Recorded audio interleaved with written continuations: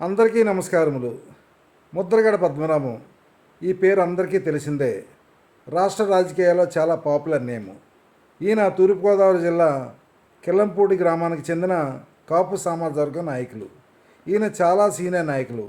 రాజకీయాల్లో బాగా సుపరిచితమైన పేరు. ఈయన 1978లో మొట్టమొదటిసారిగా శాసనసభలో అడుగుపెట్టారు.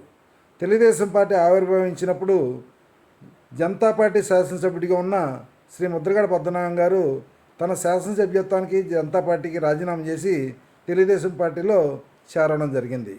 అప్పటి నుంచి ఆయన అనేక పదవులు నిర్వహించి ఉన్నారు.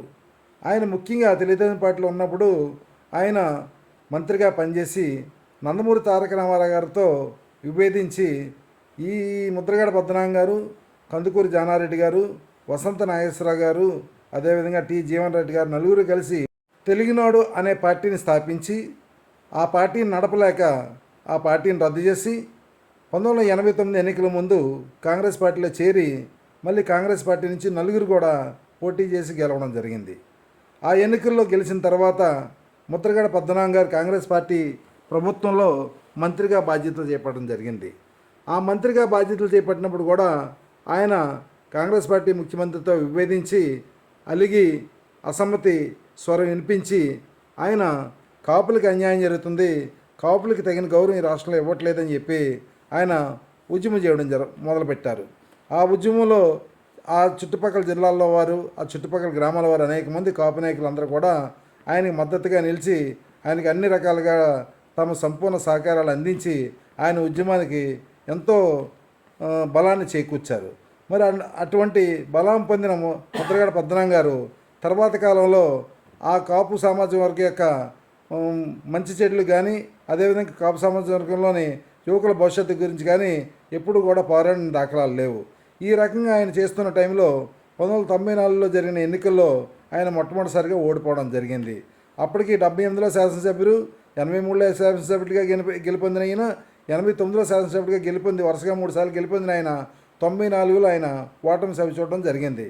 కారణం ఏమిటంటే ఈయన కాపు సామాజిక వర్గం గురించి ఉద్యమం చేయడంతో మిగిలిన సామాజిక వర్గం వాళ్ళంతా కూడా పూర్తిగా ఈయన వ్యతిరేకించడం, ఈయన విరోధిగా చూడడంతో ఆ ఎన్నికల్లో ఆయన దారుణంగా ఘోరంగా ఓటమి చెందడం జరిగింది. అప్పుడు అక్కడ కాపు సమాజానికి చెందిన మిగిలిన నాయకులు కానీ, అలాగే మిగిలిన యువకులు కానీ మాట్లాడుకున్న మాట ఏంటంటే, ఈయన ఉద్యమం వల్ల, ఈయనతో చేరడం వల్ల, ఈయనతో కలవడం వల్ల మేము మిగిలిన కులాల వారికి అందరికీ కూడా శత్రువులు కానీ విరోధులు కానీ మారిపోతున్నామండి. ఈయన మా సామాజిక వర్గానికి ఒరగబెట్టింది ఏమీ లేదు. ఈ మా సామాజిక వర్గం వాళ్ళకి ఈయన వల్ల ఏ రకమైన మేలు జరగలేదు కాదని మా సామాజిక వర్గం వాళ్ళని టోటల్గా ఈ ఏరియా ప్రజలంతా కూడా ఒక విలన్లుగా, ఒక విరోధులుగా చూస్తున్నారని చెప్పేసి అక్కడ యువకులు ప్లస్ నాయకులు వాపోతున్న సంగతి ముద్రగడ పద్మనాభం గారికి తెలియంది కాదు. ఎందుకంటే ఈయన నాన్నగారికి ఎంత మంచి పేరు ఉందంటే వీర్రాఘవ గారికి ఆ చుట్టుపక్కల గ్రామాల్లో అందరూ కూడా అమ్మాయి అయితే రాఘవమ్మని, అబ్బాయి అయితే రాఘవయ్య అని పేరు పెట్టుకోవడం చాలామందికి తెలిసిన విషయమే.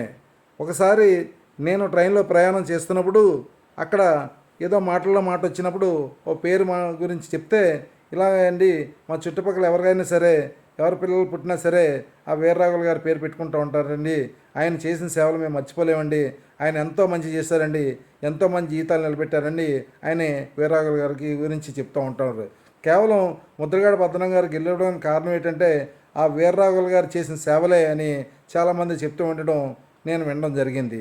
సో ఈ ముద్రగడ పద్మనాభం గారు ఏంటంటే ఈ నిత్య అసమ్మతివాది, నిత్య అసంతృప్తివాదిగా ఉండడం వల్ల ఈయన పదవులు చేపట్టలేకపోతున్నారు. అలాగే ఈ కాపు సమాజం వర్గానికి ఏమీ చేయలేకపోతున్నారు. కేవలం కాపు సమాజం వర్గానికి ఉద్ధరించడానికి పుట్టిన నాయకుడిగా, ఉద్ధరించడానికి నేనే ఉన్నాను, నేనే చేస్తాను, నేను మీకోసమే బతుకుతున్నానని చూపించుకోవడం కోసం ఉద్యమాలు చేస్తున్నారు తప్ప ఈయన నిజంగా ఈయన వల్ల ఒరిగింది ఏమీ లేదని చెప్పి ఆ కాపు సమాజ వర్గ నాయకులు, అదే విధంగా యువకులు కూడా మాట్లాడుకున్న మాటల. ఎందుకంటే ఈ కాపు సమాజ వర్గ నాయకులు కానీ యువకులు కానీ ఏం చెప్తున్నారంటే, ఈయన ఉద్యమాల వల్ల, ఈయన చేస్తున్న కార్యక్రమాల వల్ల మేము జైళ్ళు, బెయిళ్ళు, పరామర్శలు తప్ప మాకేమీ లేదండి. అరెస్ట్లు అవ్వడం కూడా ఇవన్నీ కూడా మా జీవితాలని చాలా ఇబ్బందులు పాలు చేస్తున్నాయండి. ఈయన వల్ల అనేక కేసులు మేము ఎదుర్కొంటున్నామని చెప్పేసి చెప్పడం జరిగింది. అటువంటి పరిస్థితుల్లో ఈ ముద్రగడ పద్మనాభం గారు ఎప్పుడు ఉద్యమం మొదలెడతారు, ఎప్పుడు ఉద్యమం ఆపేస్తారు, ఎందుకు ఉద్యమం మొదలెడతారో, ఎందుకు ఆపేస్తారో కూడా మాకు తెలియదని అక్కడ యువకులంతా కూడా మాట్లాడడం మనం చూస్తూనే ఉన్నాం. ఇటువంటి పరిస్థితుల్లో ఈయన ఎప్పుడు సైలెంట్ అయిపోతారో, ఎప్పుడు లేస్తారో కూడా మనకు ఎవరికి కూడా అర్థం కాదు. ఎందుకంటే ఆయన ఏ లక్ష్యంతో అసలు ఉద్యమాన్ని మొదలు పెడుతున్నారు, అసలు ఏ లక్ష్యం కోసం ఆయన పోరాడుతున్నారు కూడా ఆయనకే కాదు, ఆయనతో పాటు ఉన్న నాయకులు కానీ ఎవరు కూడా అర్థం కావట్లేదు. ఈ సాఫ్ట్వేర్ రంగం ఈ ఉవ్వెత్తున దూసుకుపోతున్న టైంలో కూడా ఇంకా ఈ రిజర్వేషన్ల పోరాటం ఏంటి, ఈ రిజర్వేషన్లు ఏంటి అని చెప్పేసి అందరూ మాట్లాడుతున్నప్పుడు కూడా ఆయనకి ఎంతోమంది ఆయనతో పాటు పనిచేసిన కాపు సమాజ వర్గ అధికారులు కానీ, ఉన్నత స్థాయిలో ఉన్న నాయకులు కానీ, ఉన్నత స్థాయిలో ఉన్న అధికారులు కానీ ఎంత చెప్పినప్పుడు కూడా ఈయన ఆ మాటలు పట్టించుకోవట్లేదని చెప్పేసి ఆ సామాజిక వర్గంలోనే అనేక మంది చెప్తూ ఉండడం మనం వింటూనే ఉన్నాం. మరి ఎందుకు ఈయన ఈ పోరాటం చేస్తున్నారంటే కేవలం ఆయనకు ఒక ఈగో, ఆయన ఒక ఐడెంటిటీ కోసమే ఇది చేస్తున్నారు తప్ప మరొకటి కాదని చెప్పేసి అందరూ మాట్లాడుకుంటున్న మాట. చిరంజీవి గారి పార్టీ పెట్టినప్పుడు కానీ, అదేవిధంగా పవన్ కళ్యాణ్ గారి పార్టీ పెట్టినప్పుడు కానీ ఈయన అనుకున్నారట, వాళ్ళిద్దరూ వచ్చి మేము మీ వెనకతలు ఉంటాం, మీరు ముందుండి నడిపించండి అని అంటారు అనుకున్నారట. అలా కాకుండా మేము పార్టీ పెడుతున్నాము, మీరు మాకు మద్దతు ఇవ్వండి అని చెప్పి అనేసరికి ఈయన తట్టుకోలేని పరిస్థితి ఏర్పడింది. దానికి ఆయన ఒక ఈగో ఫీల్ అయిపోయి ఈ కాపు సమాజ వర్గాన్ని ఉద్ధరించేవాడిని నేనే తప్ప ఎవరో కాదు, ఈ కాపు సమాజంలో ఇంకోళ్ళు ఎవరో నాయకులుగా ఉండకూడదు, ఉంటే నేనే ఉండాలి, లేదా కాపు సమాజ వర్గం అలాగే ఉండాలి తప్ప ఎవరో కూడా ఈ కాపు సమాజ వర్గానికి నాకు మించిన నాయకుడు కాకూడదనే ఉద్దేశంతో ఇలా చేస్తున్నారని చెప్పి అందరూ అనుకుంటున్నారు. అదేవిధంగా ఈయన 2014లో తెలుగుదేశం పార్టీ అధికారంలో ఉన్నప్పుడు ఒక ఉద్యమం చేపట్టడం జరిగింది రిజర్వేషన్ల గురించి. ఆ రిజర్వేషన్లు అమలు చేయట్లేదు, ప్రభుత్వం కాపులకి అన్యాయం చేస్తుందని చెప్పేసి ఉద్యమం చేయడం జరిగింది. మరి ఆ ఉద్యమంలో అనేక మంది యువకులు అరెస్ట్ అవ్వడం, అలాగే జైలుకి వెళ్ళిపోవడం, అనేక మంది యువకుల జీవితాలు పణంగా పెట్టి ఈయన ఉద్యమం చేసి ఆ ఉద్యమం అయిపోయిన తర్వాత మళ్ళీ ఏమైపోయారో ఈరోజు వరకు తెలియదు.